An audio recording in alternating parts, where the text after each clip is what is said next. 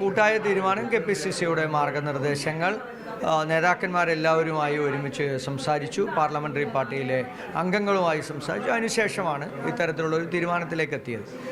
കോൺഗ്രസിനകത്ത് എപ്പോഴും അങ്ങനെയാണ്. നമ്മൾ സ്ഥാനമാനങ്ങളിലേക്ക് തിരഞ്ഞെടുക്കപ്പെടുന്ന ഒരു മാനദണ്ഡങ്ങൾ എപ്പോഴും അങ്ങനെയാണ്. ആ മാനദണ്ഡത്തിൻ്റെ അടിസ്ഥാനത്തിലാണ് ഇപ്പോൾ ഈ രീതിയിൽ വി.കെ. മിനിമോളും ദീപക് ജോയും വന്നിട്ടുള്ളത്. ഈ സോമിനി ജെയിൻ മേയറായിരുന്ന കാലത്ത് ഇതേപോലെ തന്നെ ടേം വ്യവസ്ഥ ഉണ്ടായിരുന്നത്, പക്ഷെ അന്ന് പാലിക്കപ്പെട്ടിട്ടുണ്ടായിരുന്നില്ല. സ്വാഭാവികമായിട്ടും ഷൈനി മാത്യു തവണ ആദ്യം കിട്ടണമെന്നതെങ്കിലും ആവശ്യം ഉന്നയിച്ചിരുന്നു. ഇല്ല.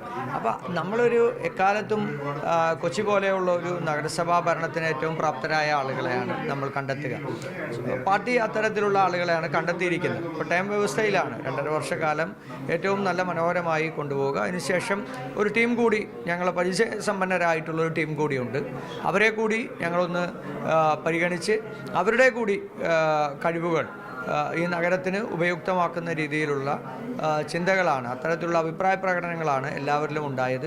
അത് പരിപൂർണമായി വിജയമാകുമെന്ന് തന്നെയാണ് ഞങ്ങൾ വിശ്വസിക്കുന്നത്.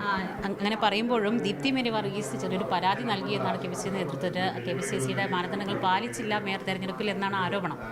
ഇല്ല, ഞാനത് ആ പരാതി ഞാൻ കണ്ടിട്ടില്ല. ഏത് രീതിയിലുള്ള പരാതികളാണെങ്കിലും അത് പരിഗണിക്കും. അത് ഏത് രീതിയിലാണ് അത് കൊടുത്തിരിക്കുന്നത് അല്ലെങ്കിൽ എന്താണ് പറഞ്ഞിരിക്കുന്നത് ഞാൻ കണ്ടിട്ടില്ല. എന്താണെന്നുള്ളത് പരിശോധിക്കും. കാരണം ആദ്യഘട്ടം മുതൽ ഉയർന്നു വന്നൊരു പേരാണല്ലോ, സ്വാഭാവികമായും ഏതെങ്കിലും രീതി അഭിപ്രായ ഭിന്നത ഉണ്ടാകുമല്ലോ. അല്ല, നിരവധി പേരുകൾ ഈ തെരഞ്ഞെടുപ്പിന് ശേഷം UDFന് ഭരണം കിട്ടിയപ്പോൾ ഉയർന്നു വന്നിരുന്നു. നിരവധി വാർത്തകൾ മാധ്യമങ്ങളിൽ വന്നിരുന്നു. പക്ഷേ അതൊന്നുമല്ല കോൺഗ്രസ് പാർട്ടി അത്തരത്തിലുള്ള വാർത്തകളോ സാമൂഹ്യ മാധ്യമങ്ങളിലെ അഭിപ്രായ പ്രകടനങ്ങളോ ഒന്നുമല്ല പരിഗണിക്കുന്നത്. അത് കെ.പി.സി.സി പ്രസിഡന്റും പ്രതിപക്ഷ നേതാവും വളരെ കൃത്യമായി പറഞ്ഞിട്ടുണ്ട്. നമ്മളുടെ പ്രവർത്തന പരിചയം, പരിചയസമ്പന്നത, കാര്യപ്രാപ്തി, ഇതൊക്കെ വെച്ചിട്ട് പരിചയസമ്പന്നരായിട്ടുള്ള ആളുകളെയാണ് പരിഗണിച്ചിട്ടുള്ളത്. സ്വാഭാവികമായും അത്തരത്തിലുള്ളൊരു പരാതിക്ക് ഇടയില്ല എന്ന് തന്നെയാണ് ഞങ്ങൾ വിശ്വസിക്കുന്നത്. അങ്ങനെയാണെങ്കിൽ വി.കെ. മിനിമോൾക്ക് നറുക്ക് വേണ്ടത് ഒരു പക്ഷേ കൂടുതൽ തവണ കൗൺസിലറായി എന്നുള്ളതാണ്. തീർച്ചയായും 3 വട്ടം കൗൺസിലറായി, ഇപ്പോൾ 4ാം വട്ടമാണ് ജയിച്ചു വന്നിരിക്കുന്നത്. ഒരു സ്റ്റാൻഡിംഗ് കമ്മിറ്റി ചെയർപേഴ്സണൊക്കെ ആയി പ്രവർത്തിച്ച് പരിചയമുള്ള ഒരാളാണ്.